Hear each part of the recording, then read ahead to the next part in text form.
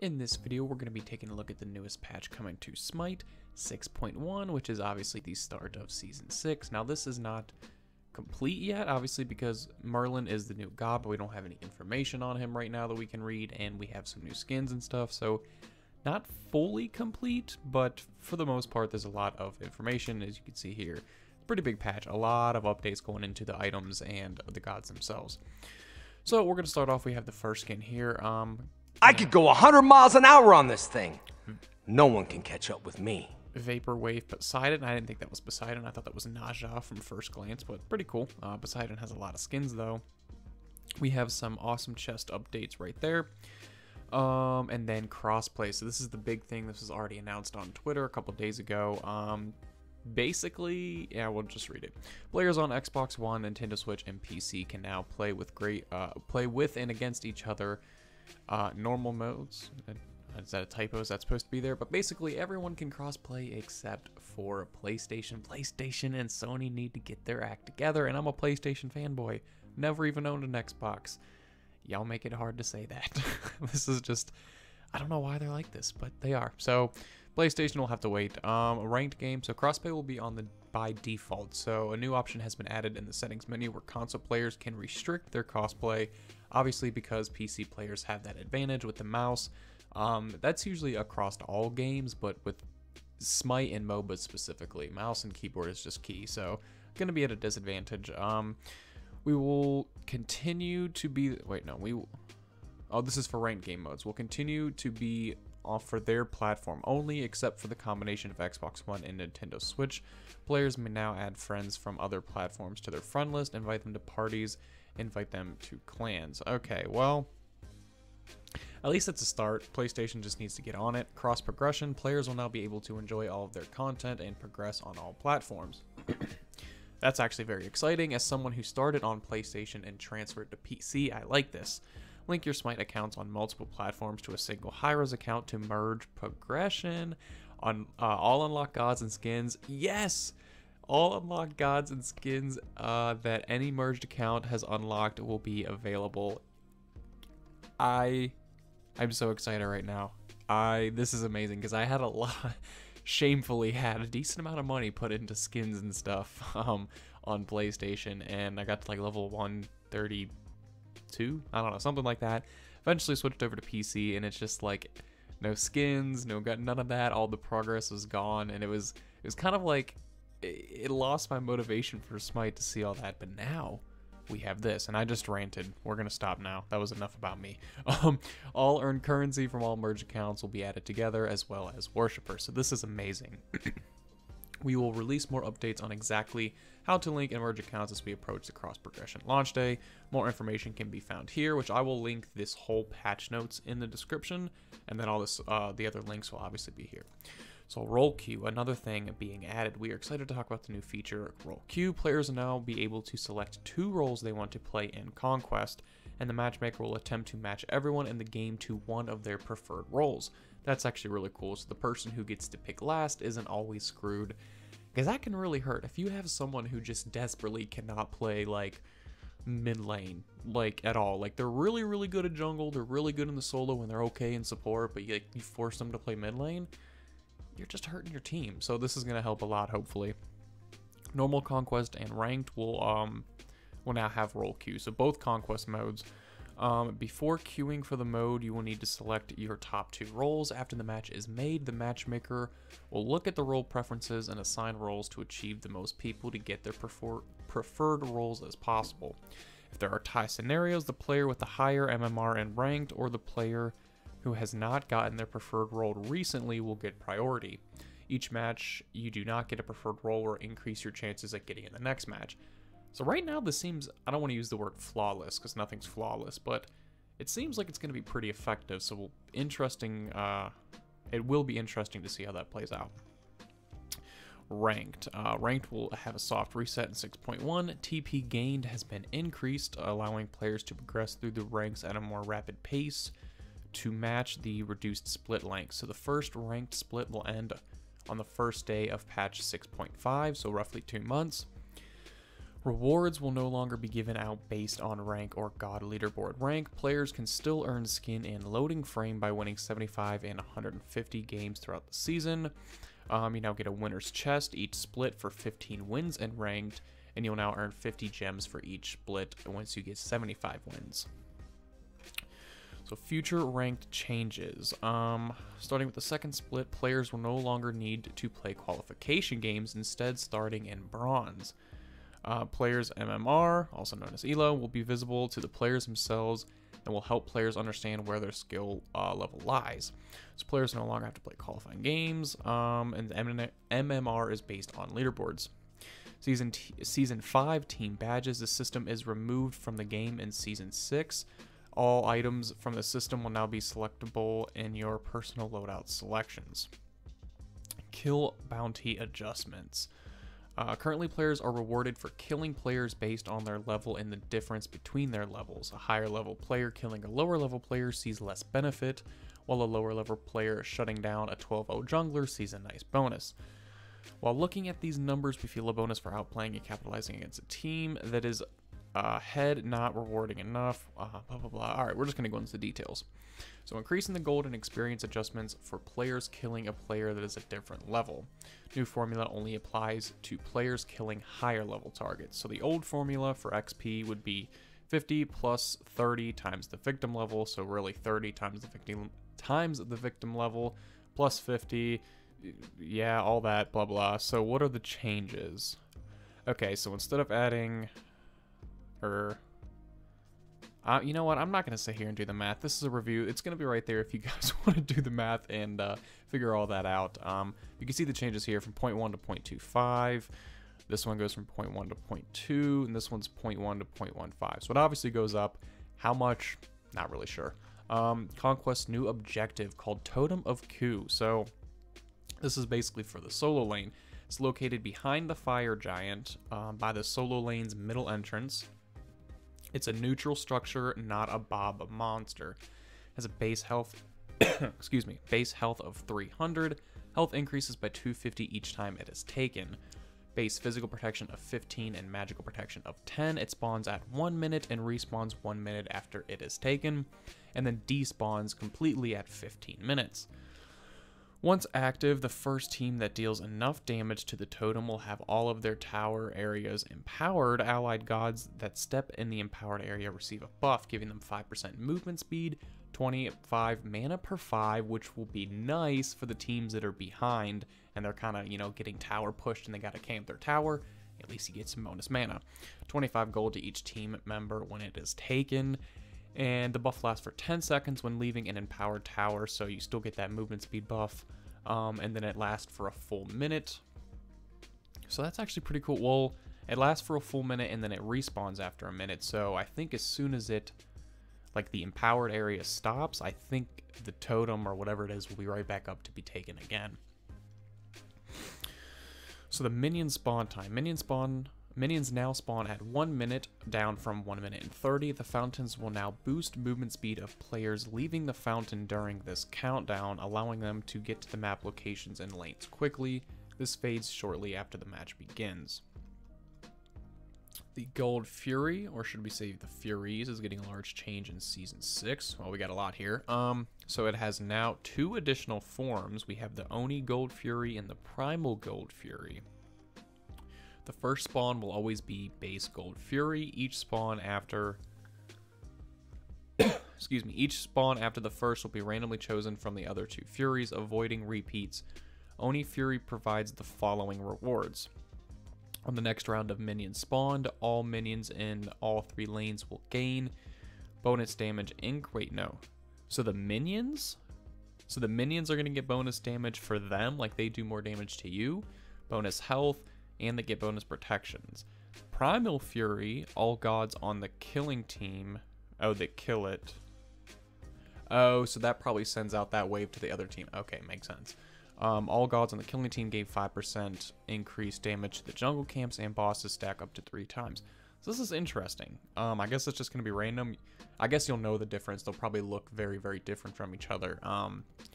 Weird though. I'm not sure how I feel about that. These Furies provide decreased gold rewards, but also give unique bonuses to the team who slays them. So the decreased reward goes from 150 to 115. The gold per minute goes from 6 to 5, and their XP reward is consistent with the base Fury. Players can track the status of the Primal Fury buff for each team viewing the torches above the Oracle's pit. A torch will light for each application of this buff. So the Pyromancer, a torch is now visible above the Pyromancer. It becomes lit to indicate that the buff is active and which team currently has obtained its buff. The Fire Giant, an enhanced Fire Giant, will now use the Magma Pool's ability. There will be a 1-second warning deployable under each god in the area. After the warning, the area will become damaging magma. The current rotation is 2 basic attacks, Rift, 2 basic attacks, Fury, 2 basic attacks, Flames, and this line happens once. So the new rotation is going to be 2 basic attacks, Rift, basic attacks, Fury, basic attacks, Flames. So that's going to be the same thing. And then instead of 2 basic attacks, it's down to 1, and he's going to throw out the pools instead of the Rift again, and then back down to 1 basic attack, and then back to the Rift. So basically this second wave is changing there. The enhanced Fire Giant base health gets an increase of 1,000. It also gets protection increase, and it gets some base power increased as well. So for the jungle, the small harpies will get a decreased base health from 150 to 130. Health per level is increased, however, from 55 to 70, and then the base magical protection from 0 to 5. The large harpies also get a base health decrease, but their health per level also goes up, and the same thing, they get that protection. The buff holders, same thing as well, decrease the base health, increase the health per level, and then also get some magical protection. The oracles just get the magical protection buff. The Gold Fury for all 3 forms get increased physical protection. They get increased health per level, no, sorry, decreased health per level, decreased Gold Fury physical power, and then increased decreased Gold Fury physical power from 140 to 120, increased Gold Fury physical power, per level from 0 to 2. Okay, so not really buffs or nerfs to that, just kind of balancing everything out because we have some increases and decreases.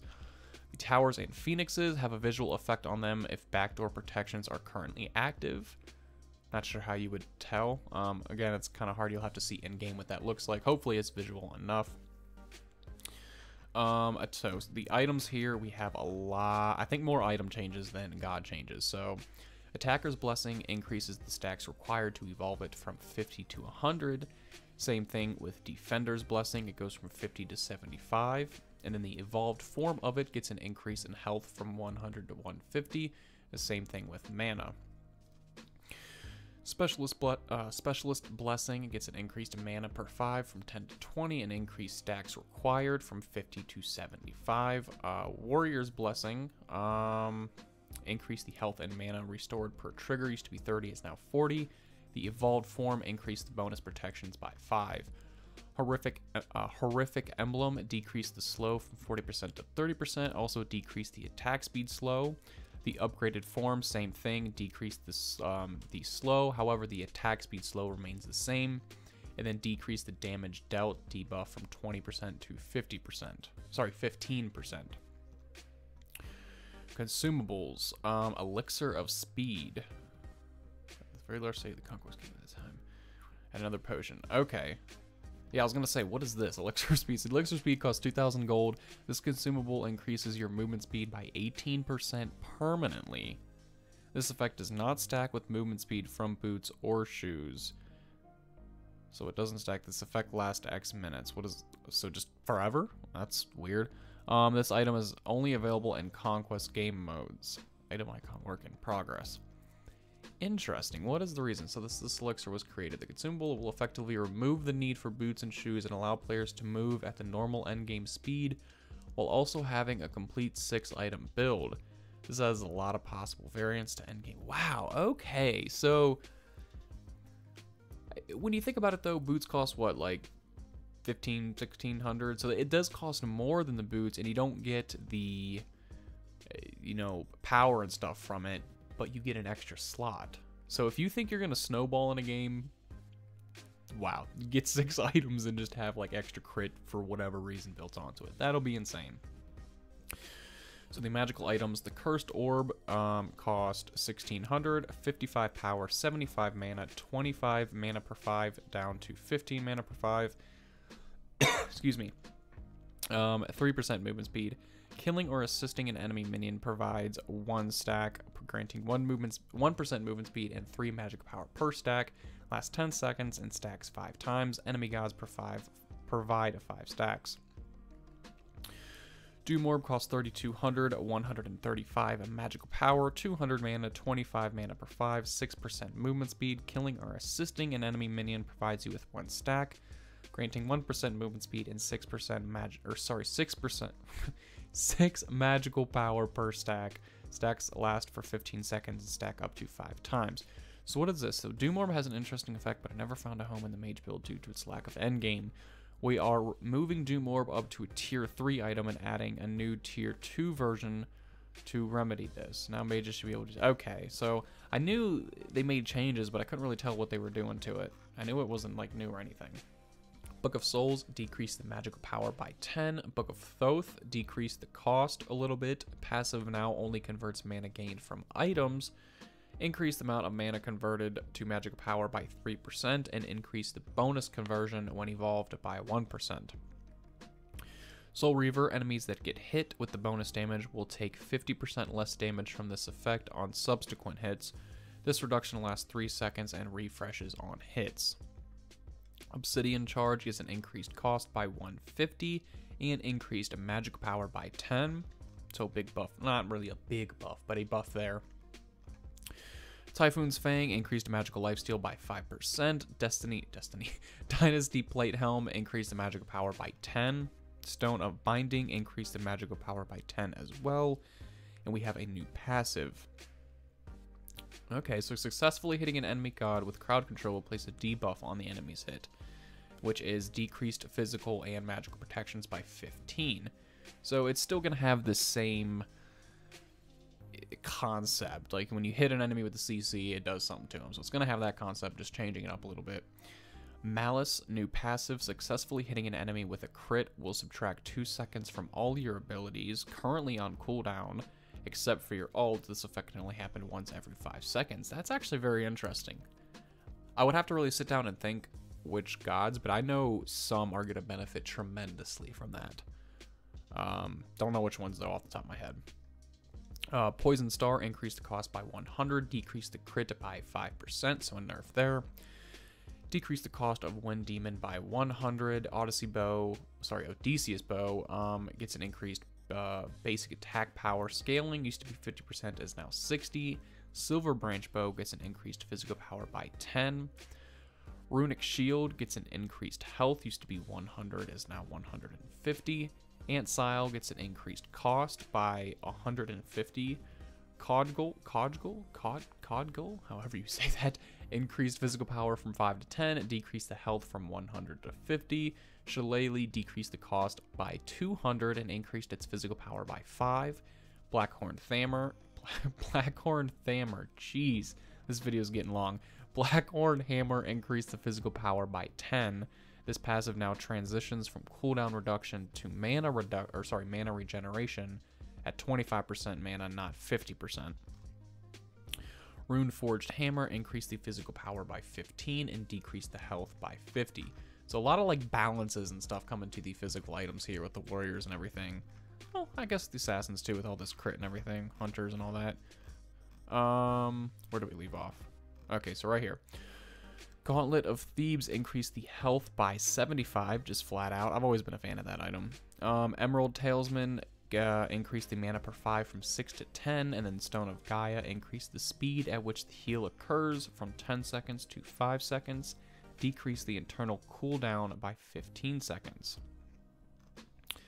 Shield of Regrowth decreased the cost by 100, increased the health per 5 by 5, and increased the mana per 5 by 5 as well. So big buffs coming to that item. Spectral Armor increased the physical protection by 10 and decreased the damage dealt to you from crits by 10%.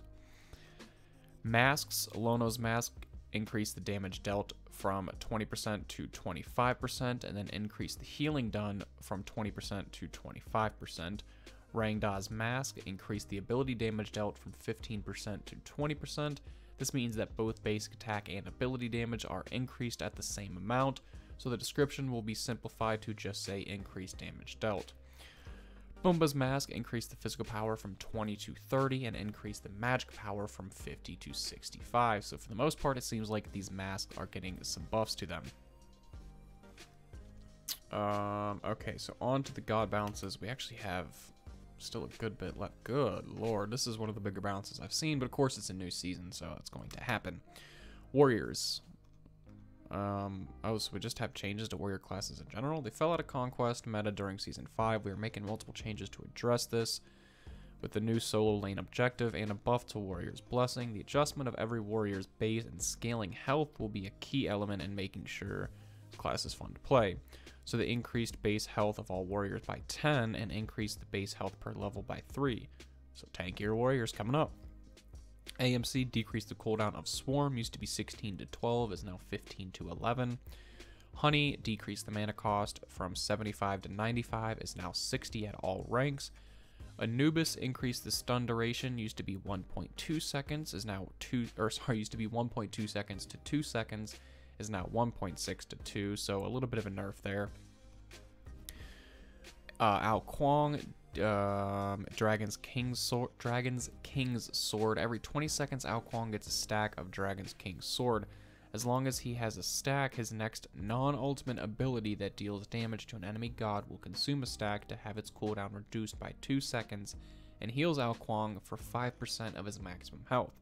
Successfully executing an enemy god with the King of the Eastern Seas fully charges Dragon's King's Sword. This effect can stack up to 3 times. So his new pass, just kind of being reworked there a little bit. Let's see what they have to say on it. The problem was his rework passive didn't meet our usual definition of a passive ability. Since the old passive only interacted with his ultimate, we are reworking it again. Ao Kuang tends to be very frustrating when he does too much burst, so we are looking to breathe new life into the god a different way. We'll have to see how that plays out. Bacchus, his Chug is now available at level 1 and has a rank 0, so rank 0 Chug does not provide any protections and cost 0 earths and cost 35 mana. So that is rank 0, and then there's going to be a rank 1, and that's going to just keep going up.